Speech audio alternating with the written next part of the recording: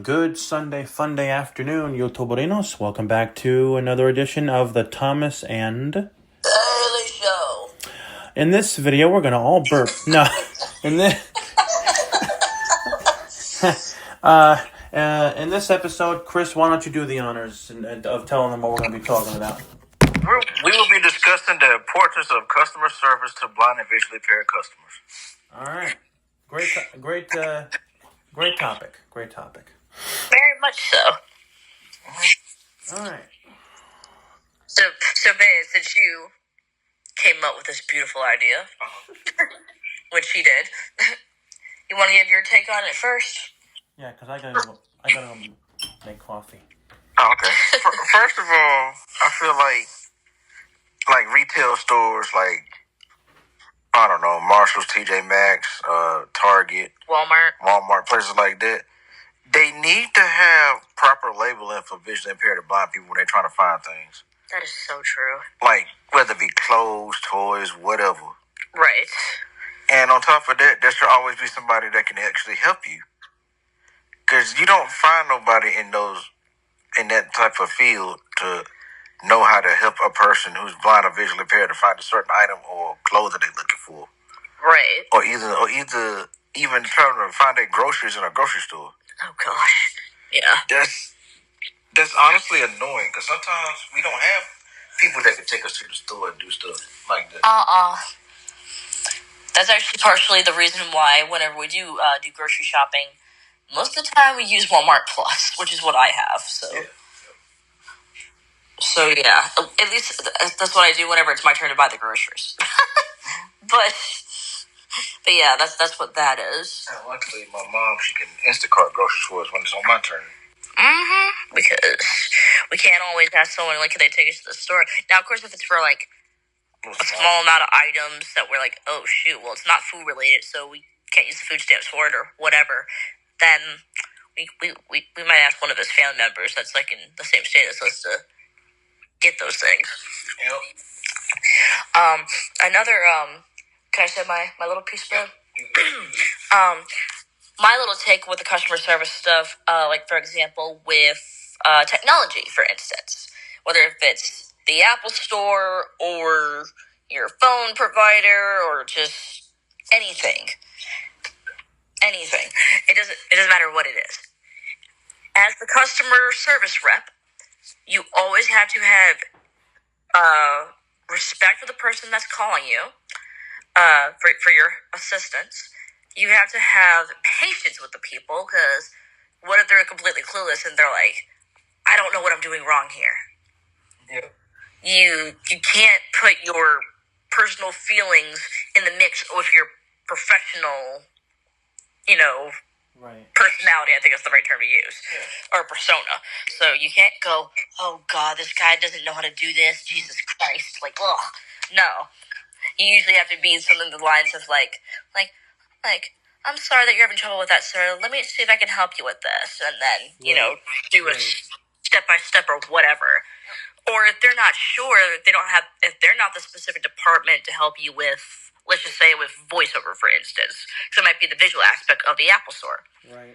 They could transfer you over to the accessibility line or whatever it's called.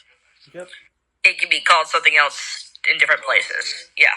And being patient is very, very, very important. Oh, yes, I brought that up, too.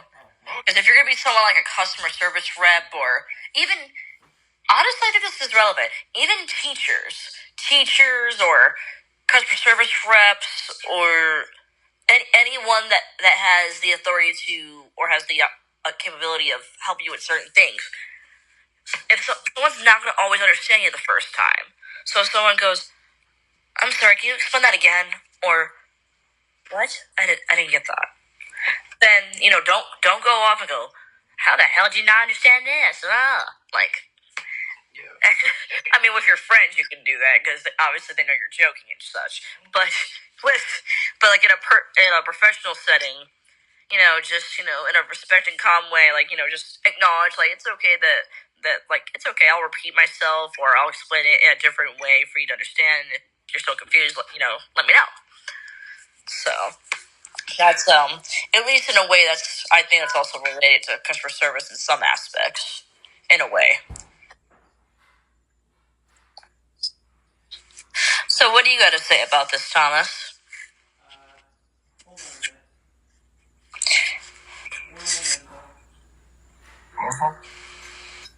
This episode of the Thomas and Haley Show is sponsored by The Keurig Coffee Maker. The Keurig Coffee Maker is the best thing you could ever have when it comes to people who are coffee lovers. All you gotta do is put a K-cup in the top, close the lid, make sure there's water filled up in the back so you can make the coffee. Put your coffee cup on the little cylinder thing, or whatever that's called. Put your creamer and sugar, and then push the button, mix it up, and good. Now, back to the show. Dumb. I just think that, when you're dealing with, people, who have different, disabilities and everything, it is really important to be kind and patient and all that, because, some people can be sensitive. Like if you get snappy with somebody who you're trying to help with, who might be sensitive, that might not turn out well. So patience is a virtue, my friends. It is. That is so true. And Oreos are good too. Anyway. That's also a virtue. No. No.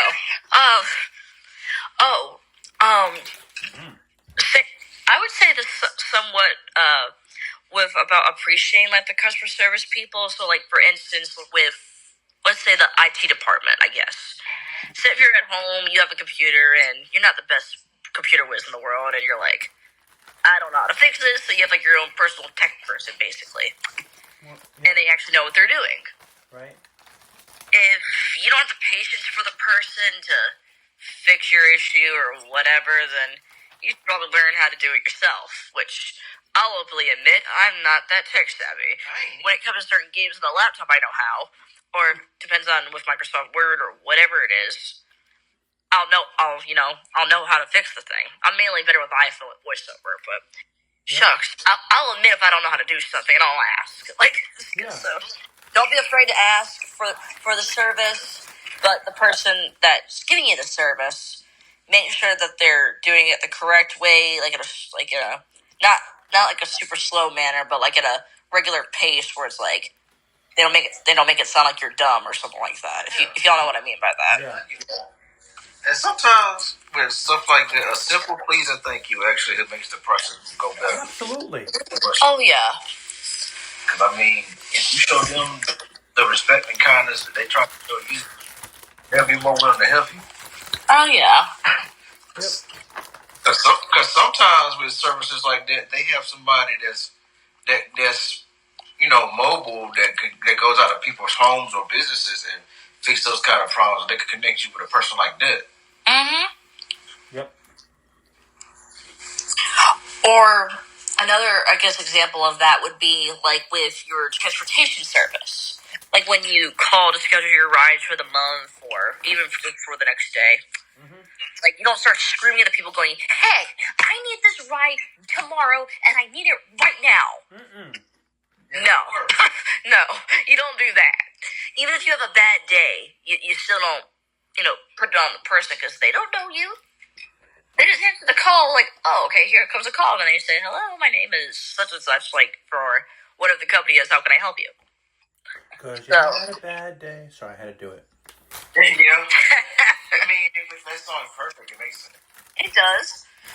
But what I guess overall the moral of the story is no matter if it's customer service with technology or with transportation or even asking a friend who knows what they're talking about, maybe not like an expert per se, but knows what they're talking about.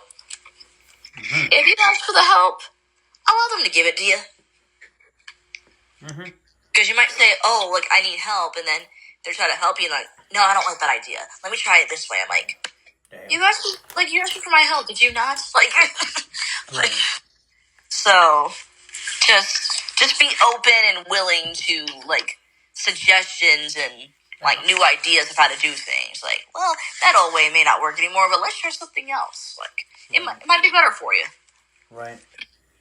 And if you have a topic that you guys want us to talk about, or if you guys think we should talk about, definitely leave your suggestions down below.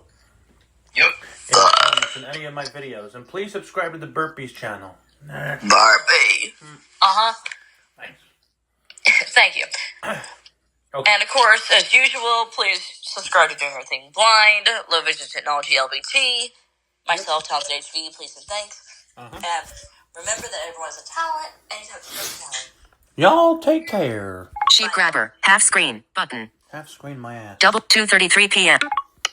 Stop. Y'all Button. take care.